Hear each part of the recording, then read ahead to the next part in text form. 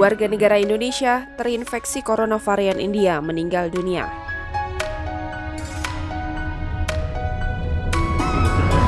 Juru bicara Satgas Penanganan COVID-19, Wiku Adhisa Smito mengatakan bahwa berdasarkan hasil whole genome sequencing pada tanggal 3 Mei 2021, sejumlah varian virus corona yang berasal dari luar negeri telah terdeteksi masuk ke Indonesia. Selain itu, terdapat 2 kasus virus dengan varian asal India atau virus corona B1617 yang ditemukan di Jakarta, dan 1 virus dengan varian B1351 asal Afrika Selatan ditemukan di Bali. Pemerintah menurut Wiku saat ini sudah menetapkan pengawasan di pintu masuk wilayah Indonesia untuk mengantisipasi adanya imported case. Pengetatan dilakukan sebagai upaya mencegah adanya oknum-oknum yang tidak bertanggung jawab dalam meloloskan warga negara asing tanpa karantina.